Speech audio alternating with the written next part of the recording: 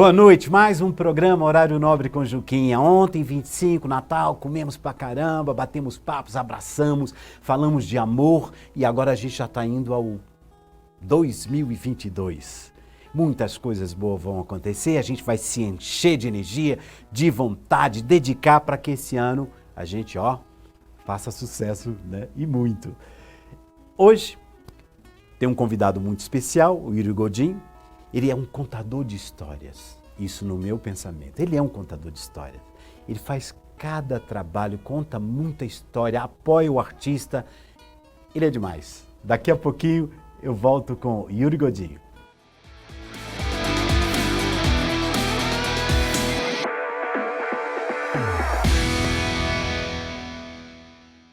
Receber o Yuri, você tem emoção de estar recebendo uma pessoa que conta história.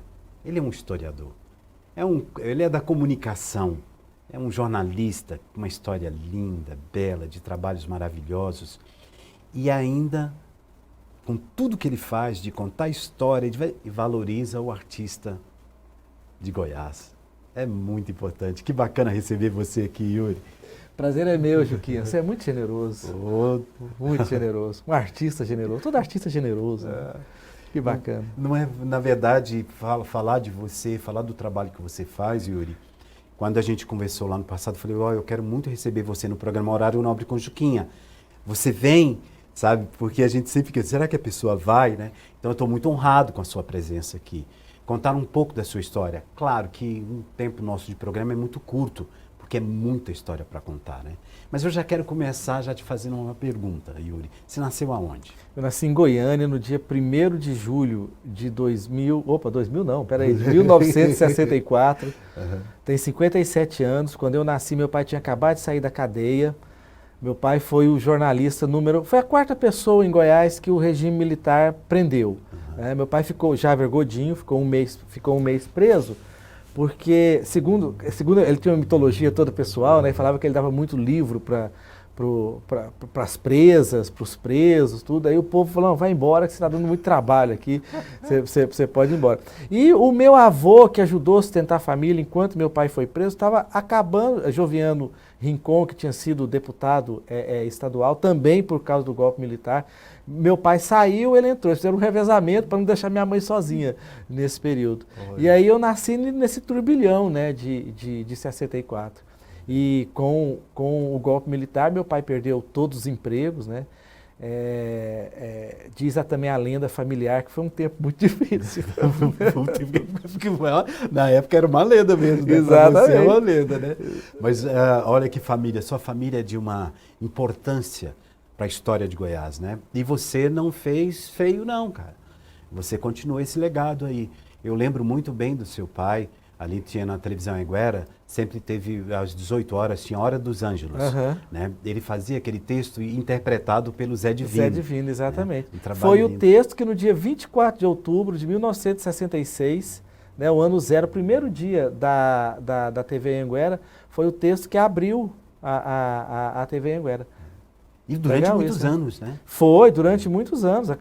Foram 40 anos, foi ano demais. Era o único programa, Juquinha, que furava a grade da Rede Globo. Né? Porque a Globo, nos anos 70, instituiu aquela grade, aquela coisa. Então, eram 3 minutos, eram 5, depois eram 3, depois 1 minuto e meio, e foi diminuindo. E a TV Anguera abria mão do faturamento do comercial para ter a Hora do Ângelo. A Hora do Ângelo. E era preto e branco. Era preto e branco, começou preto e branco. Né? Eu sou um pouco mais velho que Exatamente. você. Mas assim, eu lembro de muita coisa, muita história da sua família. E depois vem acompanhando você. Né? Aí você nasceu em 1964, vem todo um... Exatamente. Aí eu estava eu fazia 2º ano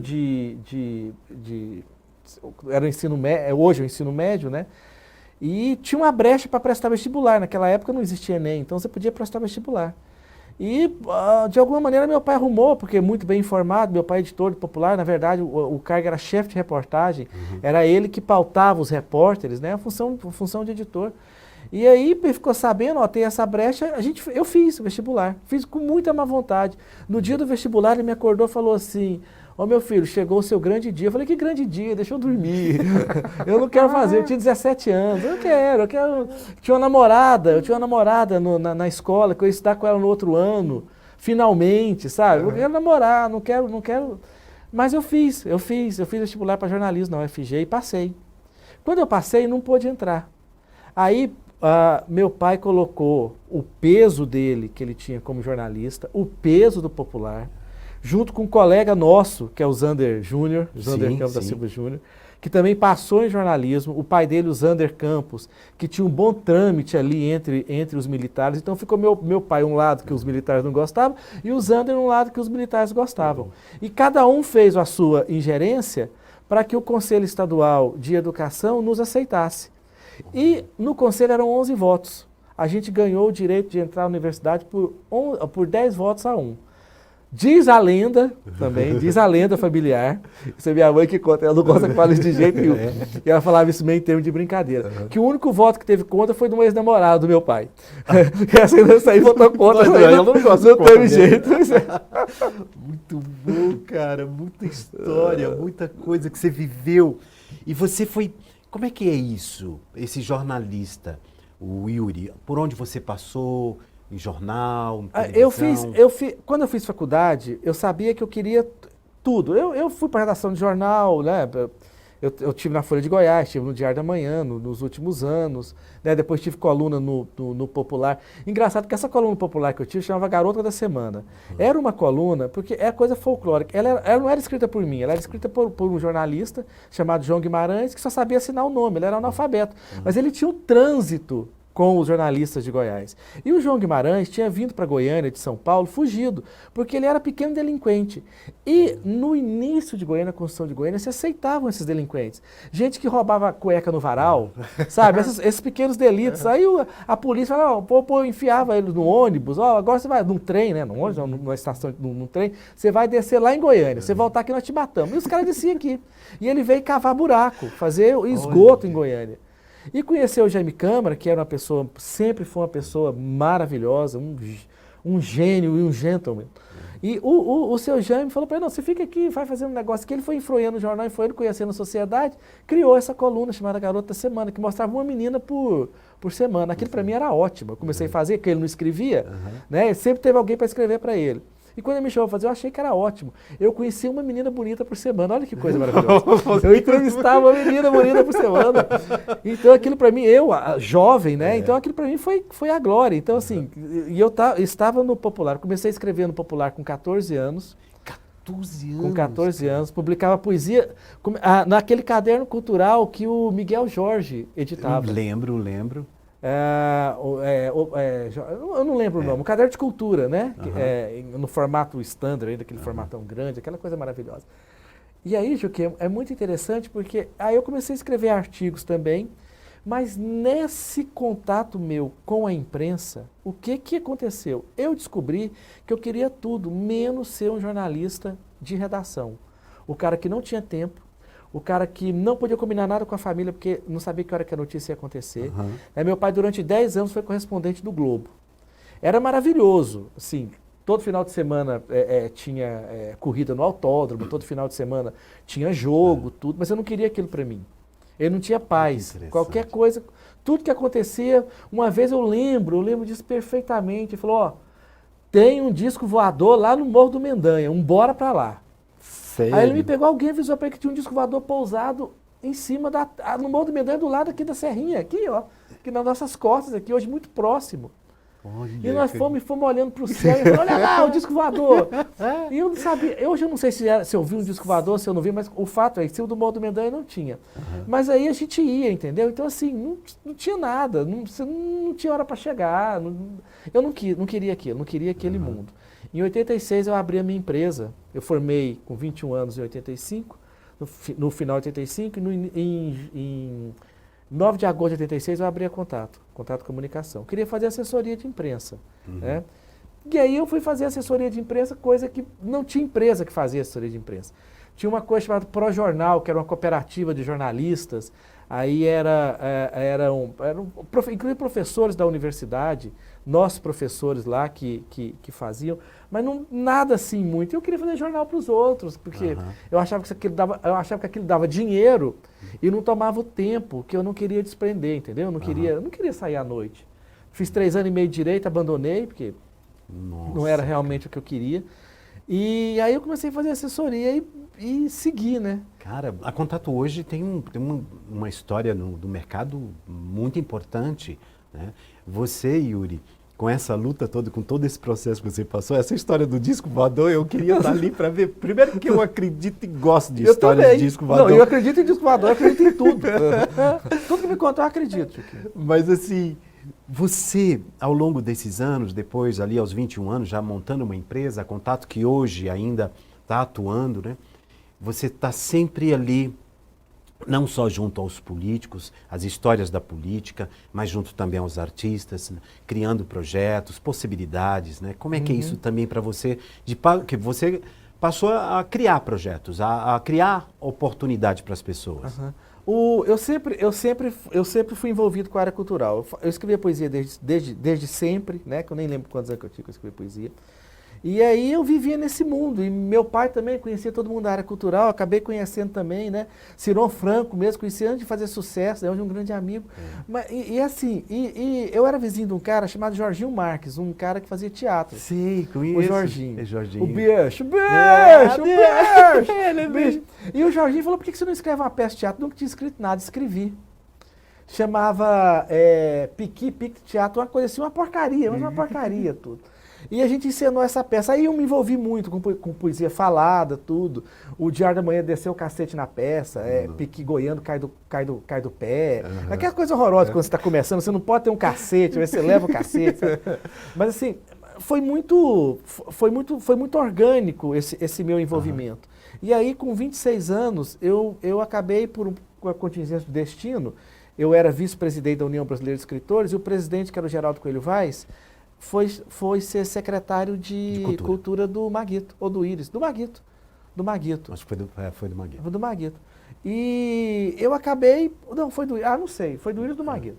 Acho que foi do Íris, enfim. E eu acabei assumindo a União Brasileira de Escritores, né? Que eu tenho envolvimento com a União Brasileira de Escritores até hoje. Ontem mesmo eu estava lá lançando um livro, lá. E aí, com esse envolvimento, logo depois, aí eu crio uma editora, né, chama também Contato Comunicação, criou uma editora para fazer livro histórico. E para fazer livro, um tempo depois, de quem não podia ter livro. O cara fala assim, eu quero fazer um livro, mas eu dou conta de vender 10 livros, não dou conta de vender mais nada. Eu faço 10 livros para ele. Porque hoje a gente tem tecnologia para fazer isso. Né?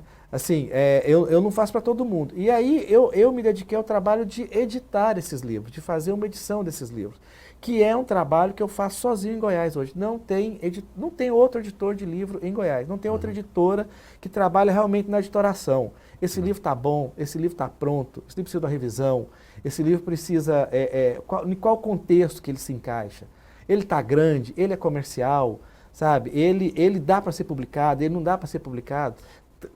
Porque o escritor, ele chega com expectativa imensa. Né? Expectativa, sonho, realizando, nascendo um filho, qual o caminho que eu devo correr? Eu sou o cara que destrói esse sonho. É verdade. É boa, é verdade.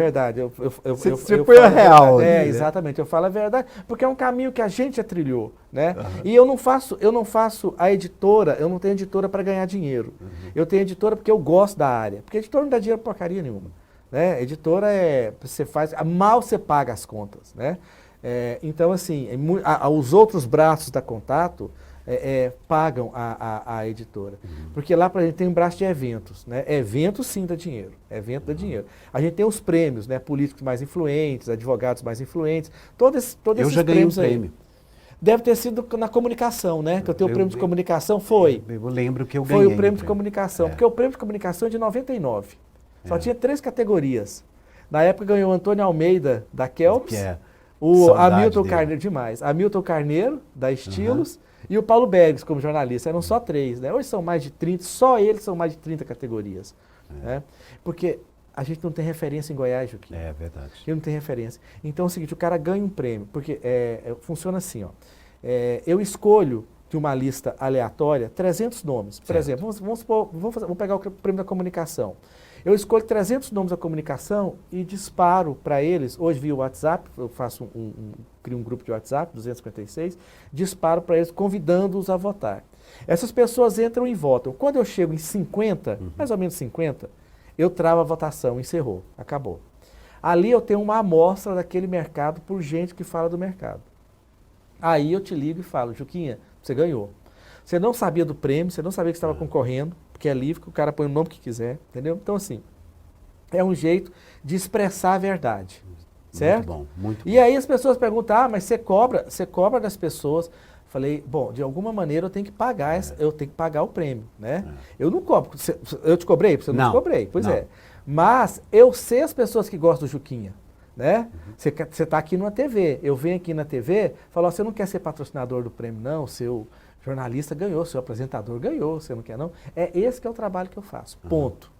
Ponto, acabou. Então, assim, porque é possível, sabe? É possível. E tanto é possível que 99 para cá, quantos anos tem? 23 anos, né? 22 anos que eu estou nessa seara aí de prêmios, né? Eu tive um problema até hoje só com prêmio. O problema porque de uma pessoa que chegou lá, eu não tinha troféu, acabou o troféu. Não tinha troféu para ele. E ele não quis receber. Já aconteceu outras vezes. Às vezes a pessoa chega e não me nega, já aconteceu. Aí eu tenho algum amigo que fala assim, me presta o troféu aí só para fazer a foto. Né?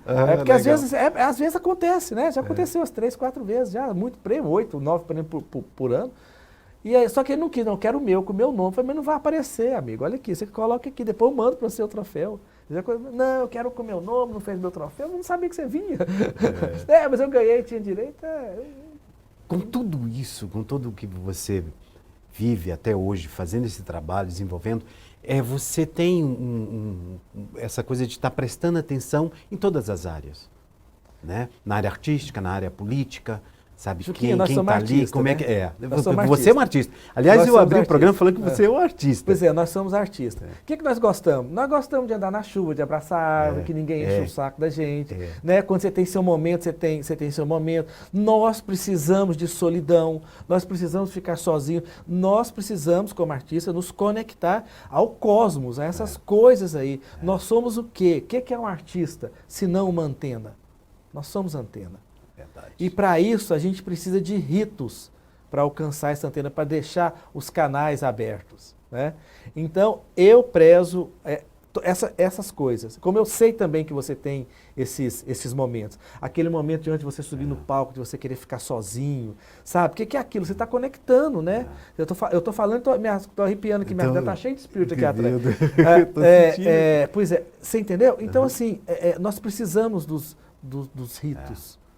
Né? Nós precisamos. Então, assim, quando você fala que você presta atenção em tudo, o artista não presta atenção em absolutamente nada. As coisas vêm para o artista. Por quê? Porque nós somos imã. Nós somos imã tanto para coisa boa como para coisa ruim também. Se quiser ser para coisa ruim também, é mais fácil ainda. Então, tem essas coisas, né? E os artistas vivem de quê? De ideias. Mas só que o artista é muito sacrificado porque ele pega a ideia, no Brasil, ele sozinho tem que transformar essa ideia em oportunidade.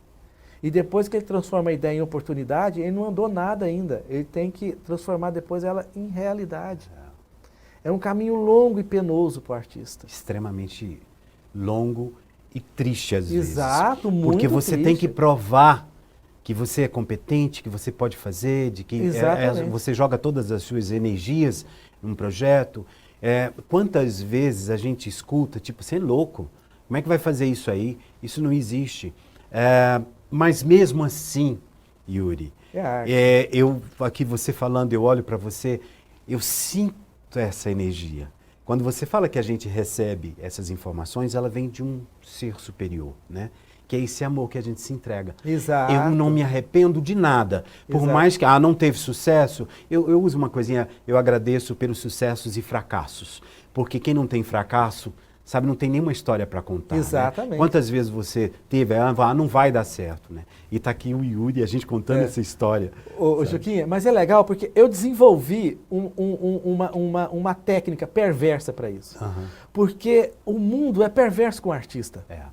Né? E o Brasil é terceiro mundo. Goiás é terceiro mundo dentro do terceiro mundo. 3 elevado à raiz quadrada, então Goiás é o nono mundo. Né? Então, assim, é o nono... Enfim, eu amo isso aqui, né? Eu amo isso aqui. Mas é assim, então, como é perverso, tem que ter um pouco de perversidade também. Então, eu usei a perversidade a meu favor. Muitas vezes eu vou pedir um patrocínio e aquela coisa não tem nada a ver com aquela empresa para me dar o patrocínio. E a pessoa me pergunta assim, o que eu vou ter de retorno? Porque as empresas adoram isso, né? O que eu vou ter de retorno? Você não vai ter nada de retorno. Absolutamente nada. O retorno que você vai ter é a felicidade de saber que você está apostando num projeto que é bacana, que você está colocando o dinheiro da sua empresa aqui de maneira espontânea, sem esperar retorno nenhum, e dando um pouco do que essa cidade, do que esse estado, do que esse país sempre te deu. Você está só retornando. Esse discurso é muito maravilhoso. Ele é muito poderoso. Eu não falo, que retorno, meu amigo? E você está me dando uma aula aqui para eu entender, porque é verdade isso. A pessoa chega e fala, mas você patrocinar o seu programa? Qual que é o retorno do seu programa? Exatamente. Eu preciso saber onde você alcança, sua mídia, tudo, né? É interessante esse caminho que você usou a seu favor. Né? Exatamente. E outra coisa, aí eu termino assim, sempre termino assim. E outra coisa, eu não estaria aqui se você não pudesse. Se fosse um sacrifício para você, se fosse um sacrifício para sua empresa. É um negócio que você fala assim para mim, faz isso aqui, beleza, tá feito. Amanhã você não está nem lembrando mais do bem que você está fazendo. Pronto, você esqueceu. Não vai mudar nada na sua vida. Fantástico, cara. A gente já está terminando esse bloco. Você pira, já. E depois eu quero voltar para a gente vai falar desses livros aqui. Né? E falar também de projetos, de coisas que você já está fazendo, inclusive ali no Sesc. Quero falar da CLAC, né? Desse projeto maravilhoso que vocês criaram lá. E você encabeçou isso aí, né? Marcelo esteve aqui, o Leopoldo esteve aqui e agora eu estou tendo a honra de receber você, Yuri. Bacana, está recebendo a parte pobre. A parte pobre com a cabeça maravilhosa. Já eu volto para o próximo bloco com o Yuri.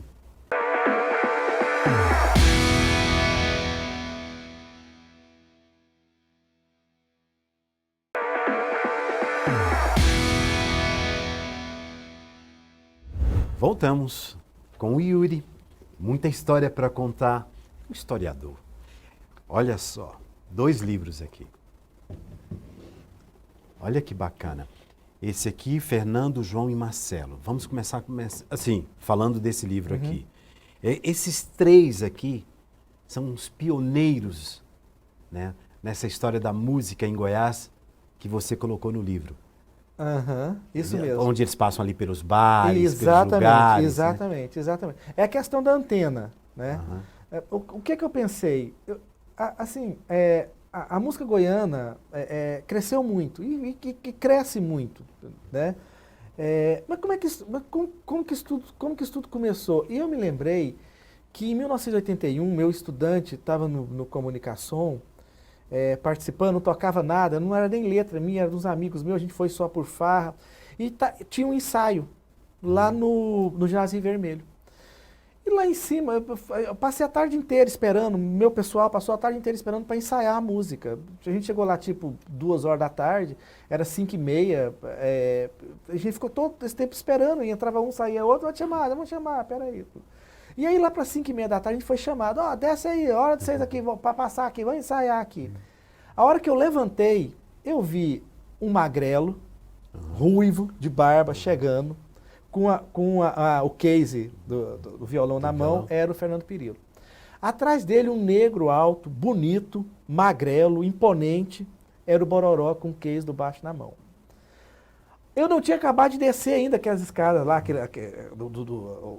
onde é que sentava lá no Rio Vermelho. Lá de baixo, a mesma voz que gritou para que a gente descesse, falou, vocês têm 2 minutos que chegou Fernando Pirillo e Bororó, eles vão tocar. Aí, agora, isso voltou agora, é a questão da antena, né?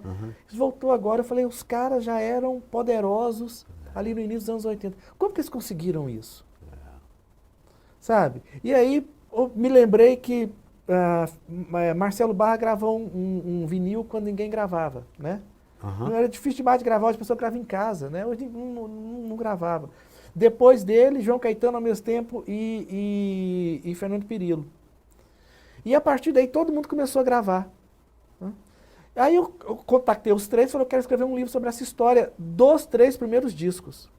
Só que na história eu descobri que não, que antes, nos anos 50, Goiás tinha música sertaneja, de raiz, que hoje a gente chama de raiz, né? Tinha gente que gravava, mas não cantava muita coisa de Goiás, não tinha muito sucesso. Depois Eli Camargo chegou a gravar alguma coisa, mas sem muito sucesso. Mas teve um festival dos anos 70, que é o Comunicação, que treinou, né, Arthur Rezende, que treinou toda essa geração. Ficou 10 anos treinando os caras ali, ó. 71 até 81, treinando. Todo ano tinha, os caras compunham para lá, era aquele sucesso, só quem viveu tem história aí no livro, tudo. E eu vi aí que a coisa também da espiritualidade te guiando, né, que a história era muito maior do que os 3 primeiros discos, né? Era a história de uma geração que depois serviu de guarda-chuva para todo mundo que veio depois. Maria Eugênia, Pádua, o movimento do rock alternativo, que deu no Goiânia Noise, no Bananada, depois o movimento do pop rock, né? Essa moçada nova que chegou aí, Tom Cris, todo esse pessoal. Né? Então, assim, essa é a história do guarda-chuva da música goiana. São as pessoas que provaram que é possível viver de música em Goiás. Não estou falando só de Goiânia, não. Em Goiás. Tem um mercado, né? Tem um mercado, continua tendo um mercado mais restrito, mas continua tendo o mercado dos bares, continua tendo o mercado dos shows, continua tendo o mercado, agora tem o mercado do DVD, tem o mercado do streaming, né? Então, assim, todo esse pessoal é filho do Fernando, João e Marcelo, porque foram os 3 primeiros que gravaram, aí eu contei a história no Cara, é fantástico isso. Isso é um documento, né? Um documento para a vida. Sou amigo dos 3, tive a oportunidade de apresentá-los em vários shows ao longo da vida aí. Convivi muito com eles e convivo até hoje. Outro dia eu estava conversando com o Fernando, falei, Fernando, a gente se conhece há o quê? Uns 20 e poucos anos. Aí ele falou, você tá louco, cara, tá desrespeitando a nossa história, tem mais de 40 anos. Ele sabe, ele para contar a história é ótimo. Esqueci de falar que nessa época a música goiana, inclusive desse livro aí tem uma trilha sonora no Spotify do livro, que as pessoas conhecem todas as músicas. Por quê? Porque teve uma rádio também, que foi a Rádio Araguaia, que foi a rádio que pegou esse pessoal e jogou eles para Goiás inteiro. Então foi assim, aí eles foram pro Fantástico, né? João Caetano foi pro Fantástico. Tá aqui, todo nesse livro aqui. Marcelo Barra foi pro Fantástico, né? Então assim, fizeram show, o João Caetano, quantas músicas tem em novela, né? Então assim, os goianos realmente, a partir de Goiás, sem sair de Goiás, romperam, né? O que fala a barreira do Paranaíba, essa bobagem desse provincianismo. Você atravessou a fronteira ali, né? Essa bobagem. Como se um programa seu não pudesse ser visto em Nova York, por exemplo. Né? É verdade. Outro dia, uma pessoa entrou em contato comigo que estava vendo o programa em Orlando. Outra em Portugal, da Espanha. Hoje, tem até você tocou num assunto, nosso alcance hoje é ali Minas, uma parte de Minas, Palmas ali, um pedacinho, Brasília, em torno de Brasília, Goiânia, em torno de Goiânia. Chegamos agora a Porangatu e Caldas Novas, sabe, é isso que você está falando, daqui a gente vai levando para as pessoas. Hoje é possível, né? Possível. Eu faço live toda noite, todo dia eu faço live, né? Como trabalho, que foi uma coisa que a pandemia me ensinou. Eu falei, gente, tem que ter alguma coisa boa da pandemia, eu só não estou enxergando o quê? Tem que ter. E aí eu descobri, voltando um pouquinho a contato, eu descobri, Juquinha, que é o seguinte, live, isso aqui que a gente está fazendo aqui é tudo de bom. Eu só tenho que saber como que eu vou, eu pensei assim, eu só tenho que saber como que eu vou monetizar isso. Porque eu comecei vendendo o quê? Anúncio de jornal, porque eu fazia jornalzinho, vendia anúncio. Igual que eu vi o Popular fazendo, 5 de março. E aí eu falei assim, então eu vou vender patrocínio nas lives. Vou pôr as marcas na live, pronto, acabou. Clube de futebol não faz isso? Por que eu não posso fazer com as lives?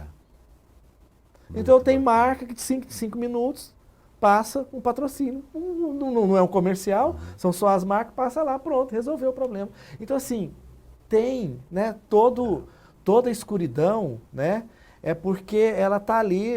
Qual que é a função da escuridão? Encher o saco da luz. Só tem essa função, né? Então, Muito bom. tem que ter uma função, tem que ter uma... A luz está ali, a escuridão só está ali atrapalhando, mas que tá, a luz está ali, tá. Ué. Yuri, que lição. Que lindo isso, cara. Que garra, que luta. Que eu aqui em nome dos artistas, eu quero agradecer a você por tanta dedicação, né? Você está aqui contando uma história, a sua história, o prazer de contar a sua história, sabe? De mostrar um cara que está aí trabalhando firme, não desiste, abrindo portas, construindo, é demais, cara. Esse aqui também é outro livro fantástico, né? Goiânia em Guerra. Você conta uma história de 1943 a 1950. Exatamente, mas é o seguinte, caiu nas minhas mãos uma coisa muito poderosa, que eu não pedi. Como eu não peço, então alguém mandou, né? Se alguém mandou, só pode ter sido o seu superior, pode ter sido Deus, Krishna, dá o nome que você quiser, né? Maomé, qualquer nome, pode escolher. E aí que foi o arquivo completo do jornal Folha de Goiás, 1943, 1984. Ali é a história viva da cidade. Ali se uma pessoa matou um outro em 1953, tem lá o dia, a hora, como que foi, quem que estava, a rua, tudo. Então ali é o fato, ali não tem mentira. E Goiânia nunca teve essa oportunidade, nunca teve essa história. O arquivo do Popular antigo não é disponibilizado. Os arquivos de jornais você encontra em hemeroteca, um ou outro, você encontra o Jornal da Noite, do Alfredo Nasser, nada mais do que isso. Então, como esse material caiu na minha mão já digitalizado, que foi um trabalho do governo Marconi, eu achei que ali tinha uma oportunidade. Eu tinha escrito um livro que chama Construção, Cimento, Ciúme e Caos em Goiânia, nos primeiros anos de Goiânia, que é a história de Goiânia de 1932, a primeira vez que se fala em construir Goiânia de verdade, com Pedro do Vico do poder, que é quando tem uma falsa escolha dos locais, que Campinas já estava escolhido, né? E eu provo isso no livro, com documento. Goiânia é 33, né? A comissão que escolheu é 33. Em 1932 tem um documento lá do Atílio Correia Lima, local da nova capital, 1932. Local da 1932. Então, quer dizer, sabe, uma grande... Mas isso é só história, isso hoje não tem importância nenhuma. É ótimo, é só contar as histórias. E eu fiz a história de 32 a 42, quando tem um batismo, né? E Goiânia é realmente entregue, como se Goiânia fosse uma debutante. E aí o arquivo da Folha de Goiás caiu na minha mão, eu não ia escrever mais. Aí eu falei, agora eu posso escrever o resto. Né? Pelo menos aí eu vou ter aí toda a minha vida, o resto da minha vida aí, tudo, para escrever o resto. E aí esse aí é o primeiro desses novos volumes, que é Goiânia em Guerra, como a Segunda Guerra Mundial interferiu nos destinos de Goiânia, inclusive fazendo uma coisa impensável em 1943. Quase cancelando o carnaval. Quase. Olha. Porque ninguém permitiu cancelar esse carnaval. Agora tivemos no carnaval 2 anos cancelado, um ano cancelado, 2, né? Um ano. E agora com esse também, que é provável. Então, assim, a gente teve um ano cancelado e beleza, né? Agora, para você ver, na Segunda Guerra Mundial, Juquinha, faltava sal, açúcar, combustível. Se um parente seu morresse lá em Trindade, você ia ter que ir de bicicleta ou a pé lá no velório. Não tinha. E, então, essa história é muito fantástica. Os anos 40 em Goiânia foram anos, assim, loucos. E eu estou escrevendo a continuação desse livro, que vai de 1951 a 1960, que vai terminar no dia 21 de abril de 1960, que na inauguração de Brasília, é como Goiânia construiu Brasília. Porque se não fosse Goiânia, não teria Brasília. Cara, porque era o governador que morava aqui, o prefeito que morava aqui, né? O Altamiro de Moura Pacheco que morava aqui, que saiu comprando todo o quadrilátero. Ele falou, o Juscelino falou para ele, você mora em Goiânia, vai lá e compra. Compra que eu pago. Esse é o comprando. Yuri, que lindo, cara. E outra coisa que eu tenho uma curiosidade muito grande, seus arquivos de fotos. Meus arquivos de fotos, como é que você... eu vou organizar isso agora em 2022, eu vou organizar eles de verdade, porque eu tenho uma quantidade incomensurável de imagens. Inclusive eu tenho um Instagram, @Goiás tem história, que todos os dias eu publico lá uma foto de Goiás, uma foto histórica da nossa história, né? Então, assim, cada vez que eu saio para buscar, assim, cai um livro, só um livro desse aí tem 200 fotos. Pois é, cara. Né? Se você publicar 3 por dia, né, você tem 3, 4 Tá meses. louco, né? Eu acompanho você nas mídias sociais, eu vejo foto que eu falo, meu Deus, onde que o Yuri Pois é. conseguiu essa foto, cara? Pois é. É toda uma dedicação, todo um trabalho Exatamente. que você faz, Eu né? nunca joguei nada fora. Eu nunca joguei nada fora. impressionante. Então, assim, eu tenho aquelas coisas que ninguém tem. Ninguém tem. Que não tem valor. Tem que deixar para alguém que, tem, É. que tenha valor. Mas isso é mais para frente. Porque eu sou biógrafo do Venerando de Freitas. Eu sou biógrafo do Venerando de Freitas. Aí, você está falando aquela coisa da espiritualidade, né? Eu voltando de uma viagem muito preocupado, eu tinha um passivo trabalhista grande, eu voltando da viagem de férias, no meio do caminho preocupado, veio aquele negócio, né, que falar parece coisa de maluco. Veio, por que você não escreve a biografia do primeiro prefeito de Goiânia? Você conheceu ele? Realmente conheci o Venerando, uma breve tudo. E eu fiz, chama Imune à Tempestade. Um cara que aos 26 anos é chamar um contador, que escrevia no jornal a favor da mudança na cidade de Goiás. Aí o homem mais poderoso do estado chama ele, fala, eu quero conversar com você. Foi avisar para ele, ó, o Pedro do Vico quer conversar com você. Primeira coisa que ele pensou, o que eu fiz errado? Vou morrer, tô morto. Né? O cara me chama. Aí chegou lá e chamou ele para ser prefeito de Goiânia, ele topou, com 26 anos, veio para cá. Recebeu Campinas, né, que passou a não existir mais em 1935, 20 de novembro de 1935, que foi o início, a Constituição que é o aniversário do município de Goiânia. E aí, Juquinha, ele recebe uma caixa que guardava combustível, guardava gasolina. Ele recebe uma caixa fedendo a gasolina, cheia de papel. Foi a única coisa que ele recebeu para começar a cidade. Né? Esse homem tem 6 filhos, perde 5 em vida, alguns algumas mortes dramáticas. Um filho que ele nunca viu o corpo, não sabe o que aconteceu com o corpo. Né? Um cara honestíssimo, morreu pobre assim, morreu classe média, igual a gente, né? Não morreu passando fome. Né? Mas uma história fantástica. Demais. E quando eu terminei de escrever o livro, a família me procurou, falou, você não quer, tem um punhado de coisa do Venerando aqui, você não quer não? Eu falei, quero tudo. Eu nem sabia o que era. Cheguei a uma sala aqui do tamanho desse estúdio, cheio de coisa, de livro, tudo, eu catei tudo. Arrumei um caminhão, levei tudo lá para contar. Cheguei lá, a Adriana, que é minha sócia e que é minha ex-mulher, que me sócia até hoje, falou para mim, o que é isso? Não me preocupa não, que isso aqui é um tesouro, que eu tenho que pesquisar. E aí lá tem autógrafo de Juscelino Kubitschek, tem todas as cartas dele, dá pra fazer outro livro. Tanto é que eu fiz um outro livro. Quando ele saiu do governo em 1945, que acabou o governo do Getúlio, ele trouxe um cara de São Paulo, mandou fotografar Goiânia inteira. Goiânia era dele, ué. Ele chegou aqui em 35, na Constituição do município, ficou até 45, Goiânia era dele. Ele achava que Goiânia era dele, ele que fez tudo. Ele mandou fotografar todos os prédios importantes de Goiânia. Fez um álbum desse tamanho, eu transformei o álbum num livro. Nossa, cara, não, sabe o que eu estou sentindo? É que você falou de energia. Não sei, eu tô sentindo aqui, a gente arrepia. Tô te falando. Ela vem para você, cara. Tô te falando. Ela chega até você. Tô te falando, que uma coisa fantástica. esquisita. Nossa, demais. Negócio esquisito. Yuri, eu tinha que ter muito mais tempo para a gente contar mais histórias, né? Mas eu quero falar um pouco também do trabalho que você vem desenvolvendo ali no SESC. O Marcelo Baioc esteve aqui, o Leopoldo esteve aqui, 2 pessoas que eu amo muito, tenho uma consideração muito grande, e eles também têm por você, pela sua história, porque você está trabalhando ali junto, fazendo um trabalho belíssimo, né? Fez até um trabalho agora de uma criação da CLAC, que ajudou tantos artistas, né? Um apoio que vocês deram.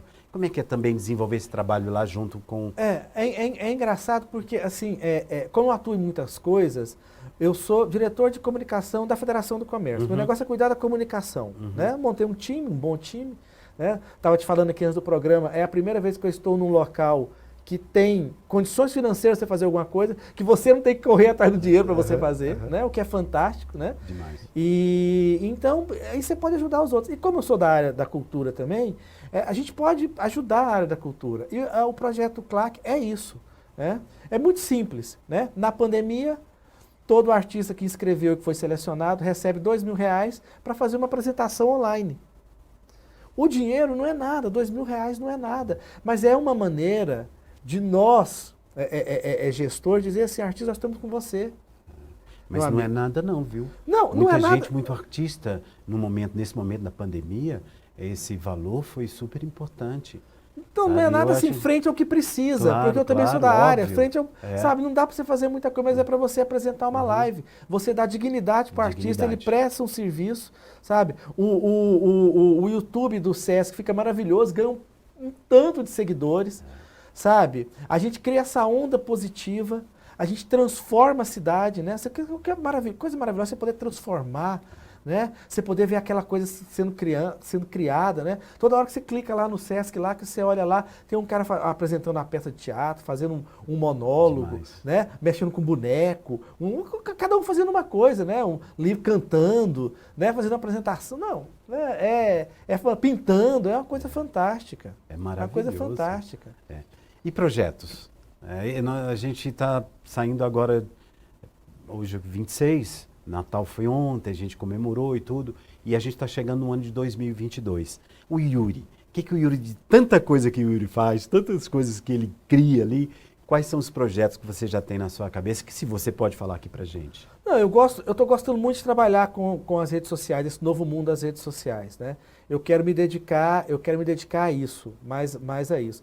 Esse Instagram, o Goiás Tem História, ele é de abril, né? A gente tem mais de 10 mil seguidores já hoje. Então, assim, eu gosto de trabalhar muito com história, eu quero fazer do mesmo jeito que eu criei, eu quero criar um Instagram. Instagram é casa alugada, né? Porque qualquer hora eles tiram lá do seu. Bom é ter site que é casa própria.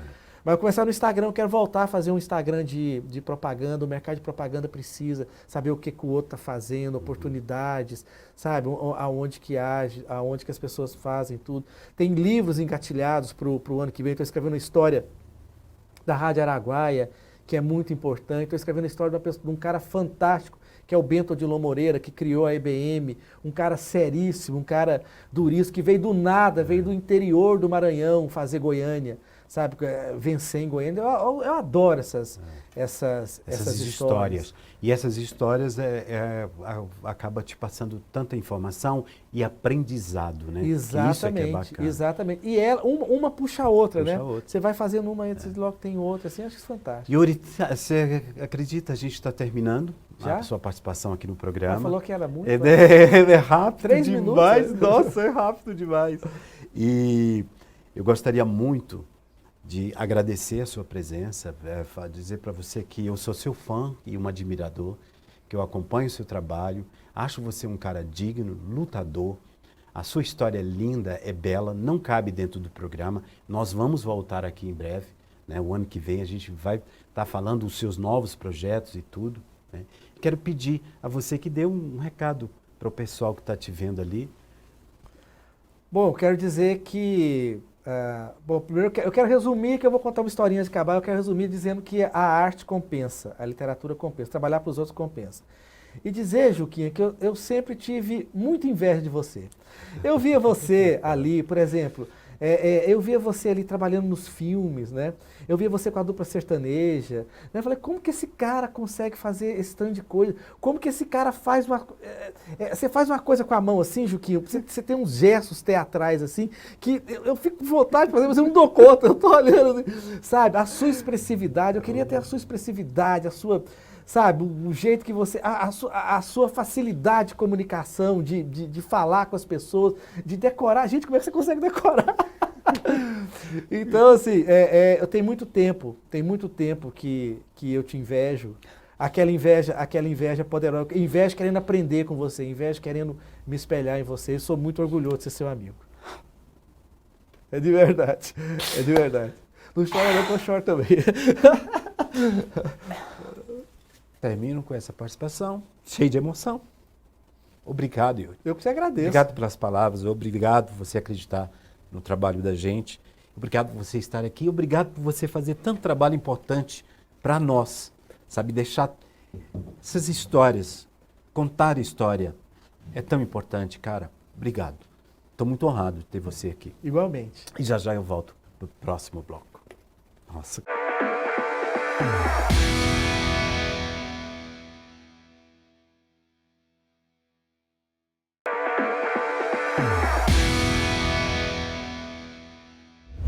Voltamos com o bloco Horário da Lei com o Dr. Luiz Fernando. Sempre um prazer estar aqui no seu programa, meu amigo. O prazer é nosso, Dr. Luiz. Qual o assunto de hoje, Dr. Luiz? Hoje nós vamos falar um pouquinho sobre danos estéticos. Eu recebi uma pergunta por meio das redes sociais relacionada a uma paciente que fez uma cirurgia estética, né, uma cirurgia plástica, e ela não gostou muito do resultado. E aí ela queria saber exatamente quais direitos ela tem em face do cirurgião plástico que fez esse procedimento. Primeiramente, é importante nós esclarecermos que a cirurgia estética, a cirurgia plástica, ela tem o cirurgião, o médico que a realiza, ele tem uma obrigação de resultado. Porque quando a pessoa faz esse procedimento estético, ela faz pensando ali no resultado a qual ela se predispôs a realizar. E muitas vezes realizando um sonho. A gente vê as pessoas às vezes guardam dinheiro durante grande parte da sua vida para realizar um sonho de ter fazer uma intervenção estética que ali vai levantar a autoestima, principalmente as mulheres, que pese hoje tem muitos homens que também realizam procedimentos estéticos, e acaba que esse sonho se torna um pesadelo e muitas vezes uma frustração, porque a cirurgia não sai da maneira como a pessoa gostaria e, enfim, ela fica ali muitas vezes com a sequela dessa cirurgia. A gente tem casos aí, até acompanhei algumas jurisprudências, algumas decisões judiciais relacionadas a um caso, por exemplo, que a pessoa precisou fazer 5 cirurgias reparadoras. Então ela fez inicialmente uma cirurgia plástica, não deu certo, fez outra, e no final do processo foi constatado que foi devido a um erro médico. Eu não estou dizendo que todos os médicos erram, mas que isso pode acontecer. E se caso isso aconteça, o consumidor, o paciente, ele tem direitos. E tem direito porque, como eu disse anteriormente, o médico ele tem a obrigação de entregar um resultado. E aí, dentro do direito, nós chamamos isso de responsabilidade subjetiva. Independentemente de comprovado ou não a culpa do médico, ele tem o dever de reparar. E essa reparação, ela vem por meio de, a gente chama de danos morais e os danos estéticos, né? Como você estava abordando anteriormente, vem os danos morais e os danos estéticos, bem como, eventualmente, se for o caso, identificado também uma situação que envolva algum tipo de crime, como uma lesão corporal, isso também vai ser apurado na esfera criminal. Mas, inicialmente, na esfera civil, essa cirurgia ela tem que ser reparada por meio de uma indenização. Porque, muitas vezes, também não é possível essa reparação de maneira tão eficaz. A pessoa fica ali com aquela cicatriz, com aquela marca no corpo pelo resto da vida. E ela precisa de algum tipo de compensação. Nem sempre a compensação financeira é a compensação que vai trazer um resultado maior para essa pessoa, porém, de certa forma, também serve para que esse profissional ele tenha essa responsabilização pelo erro ou, às vezes, pela falta de imperícia a que ele realizou esse procedimento. Então, assim, o consumidor ele é amparado, o paciente ele tem esse amparo legal e ele pode procurar sim os meios judiciais para poder ter os seus direitos respeitados, resguardados e tem essa proteção jurídica toda a seu dispor. E outra coisa, doutor Luiz, também acontece muito da pessoa vir a óbito. Sim, exatamente. Há pouco mesmo uma moça, através da internet, né, eu estava vendo no jornal, que ela buscou esse recurso para corrigir uma parte estética, que ela estava incomodada com isso, e veio a falecer. Né? O então, problema, todo cuidado todo cuidado é pouco. O problema, Juquinha, é que muitas vezes as pessoas elas contratam profissionais que não são habilitados corretamente para realizar esse tipo de procedimento. Vai buscar ali, esse cara o mais barato, mais muitas barato, vezes. Né? E isso é muito triste. É muito triste. Mas é importante falar sobre isso para as pessoas prestarem atenção, não cair nessa jogada, fazer o procedimento correto, para não sofrer, e a família também depois fica sofrendo tanto. Né? Doutor Luiz, valeu muito. E nos acompanhe todos os domingos, a partir das 19 horas, aqui no Horário Nobre com Juquinha e no meu quadro Horário da Lei. Legal. E não saia daí, volto já.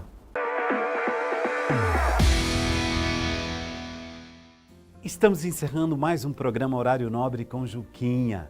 Quero agradecer o Yuri esse contador de história, esse cara que abre espaço para o artista, faz trabalhos maravilhosos. Gente, cada livro, cada história que ele conta é demais. Quero também agradecer ao Dr. Luiz pelas suas palavras, pelos seus conselhos, o seu posicionamento jurídico. Muito obrigado.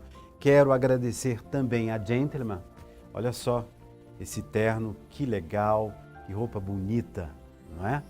E dizer para você que semana que vem a gente está aqui de novo com horário nobre com o Juquinha, se Deus quiser e Ele quer. Até!